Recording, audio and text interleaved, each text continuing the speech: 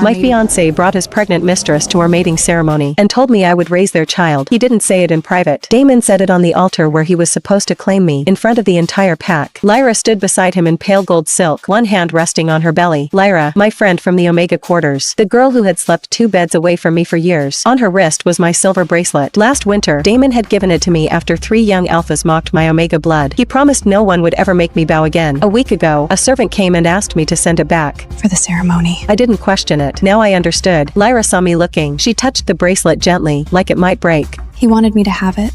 I hope you don't mind. She knew I did. Damon didn't stop her. He only looked at me, cold. I won't bond with you, Seraphina. The elders care about your silver blood.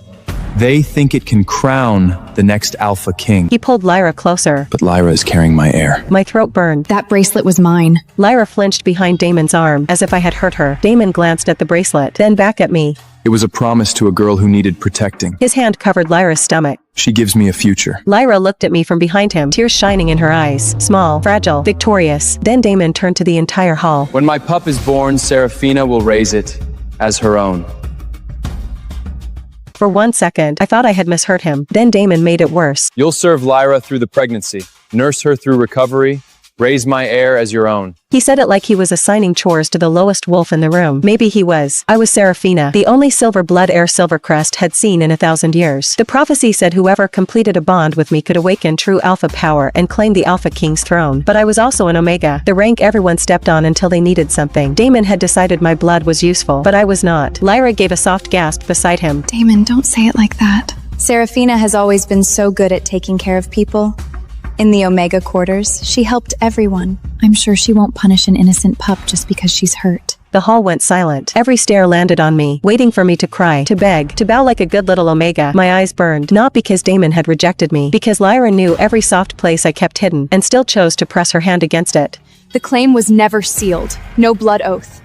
No mark. Under the old laws, it can still be revoked. One elder exchanged a look with another. That is technically true. I looked at Damon. I may be an Omega, but I am not her servant. And I will not raise the child you made with her. I revoke the claim.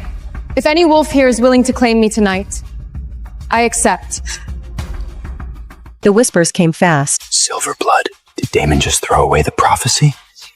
If someone claims her now... I could see it in their faces. Shock, hunger, calculation. For 1 second, I thought someone might actually step forward. Then Damon's voice cut through. Your name is still written into the royal rite. The room froze. Until the elders formally dissolve this ceremony, anyone who steps forward is openly defying the crown. No one moved. That had been his plan. Not to bond me, not to free me, to keep me trapped under the royal right until the elders could turn me into something quieter, something useful. Lyra's servant, his heir's caretaker, a silver blood Omega no other man would dare touch. Damon stepped close enough for only me to hear. Sarah. My chest twisted. That name used to be soft in his mouth. Tonight, it was a blade. Don't embarrass yourself. Then he turned to the hall. No one wants you badly enough to start a war. For 1 terrible second, I thought he was right. Not because I wasn't valuable, but because every wolf in that room wanted my blood more than they wanted to save me. Then the doors at the far end of the hall swung open, but before anyone could see who had entered, Moira arrived first.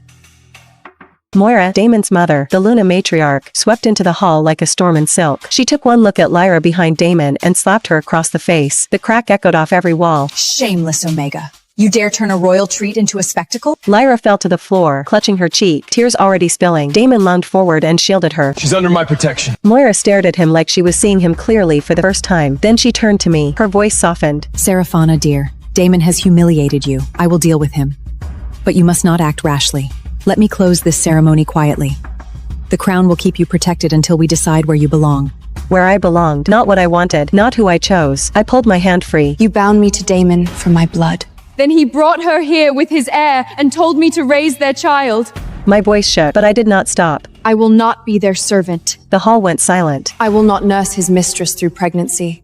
And I will not raise another woman's child because Damon thinks an Omega should be grateful for scraps. Moira's eyes hardened. Careful, girl. You are still standing inside a royal treat. Your blood belongs to Silvercrest before it belongs to you. My stomach went cold. There it was. Damon wanted me useful. Lyra wanted me beneath her. Moira wanted me owned. If no one claims you tonight, the elders will decide your future. Damon smiled again. For the first time that night, I felt truly trapped. Then a low voice cut through the hall. Does her offer still stand?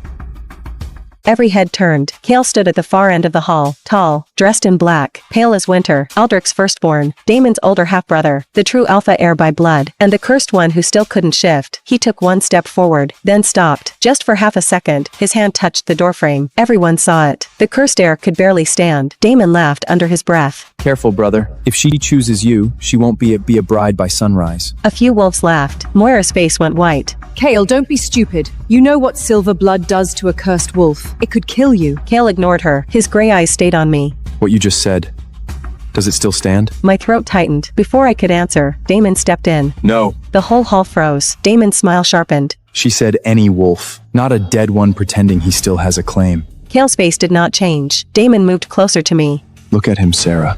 He can't protect you. He can't shift. He can barely stand. If you choose him, this wedding becomes a funeral before sunrise. Lyra's eyes widened, soft and wet. Don't do this to yourself, Seraphina. You don't have to ruin yourself just because you're hurt. Moira seized the silence. If no suitable wolf claims you tonight, the elders will decide your future. The room closed around me again. Damon held out his hand. Not like a lover, like a leash. Last chance, Sarah. His smile was cold. Stand down.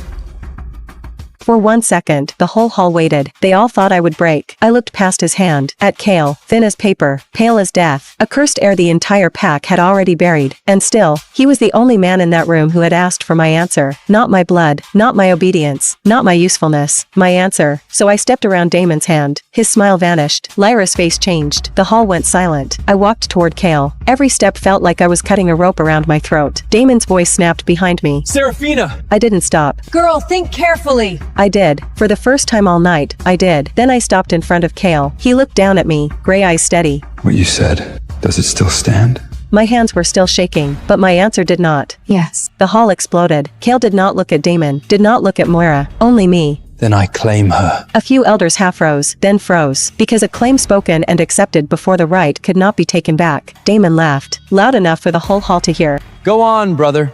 Take her hand. Are you done making a scene, Sarah? If you stop now, Lila and I might still forgive you. You can still stay where you belong. He looked me up and down. Lyra leaned into him, worry flickering across her face like another part of the performance. The hall went dead silent. Kael held out his hand. At the same time, I reached for him. Our fingers locked. The ritual lines blazed white. Then black marks burst from beneath Kael's sleeve.